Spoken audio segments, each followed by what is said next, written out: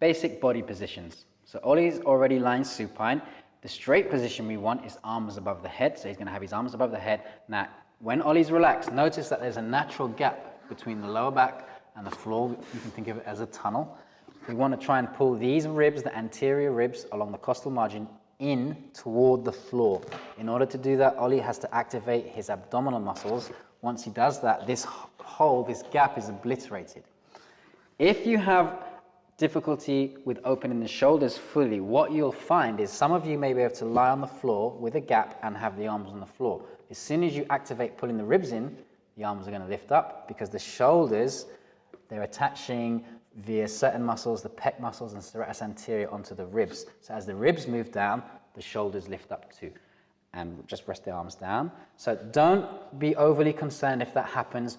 Work the lower back into the floor, pull the ribs in, and just reach back with the hands. If you get in shoulder issues, shoulder pain, maybe you want to bend your elbows into this position. That'll be a little bit more comfortable to begin with.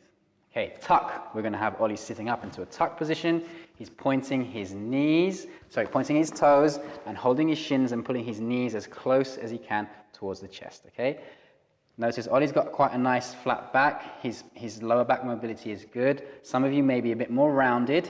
And if there's an issue of hip mobility, tight adductors, some of you may have had hip replacements or partial hip hops. You may not be able to have the knees this close. So if I spin Ollie this way, some of you may have to settle for having the knees slightly wider in order to sit up a little bit higher if there's impingement issues at the front of the hip. That's not such a bad thing to begin with, but you can work on finding your limit of how close you can get your legs together without provoking too much discomfort in the front of the hips. If you spin side on again, the pike sit, Ollie's got his legs out straight. Hamstring tightness and tightness in the lower back is going to be the main thing here. Most beginners can't anteriorly tilt the pelvis. They're just held in posterior pelvic tilt because of the hamstrings pulling the sitting bones under. If that's the case, you can sit on a yoga block. So if we get Ollie to sit up on that, that makes it a little bit easier to sit in an anterior pelvic tilt and get this lower back flat. You may even need two. You may even need something higher to begin with, but focus on sitting up tall and just have those blocks ready nearby you for when you're following along with the video. If we open Ollie's legs into straddle, if you find pike difficult, most likely you're going to find straddle difficult.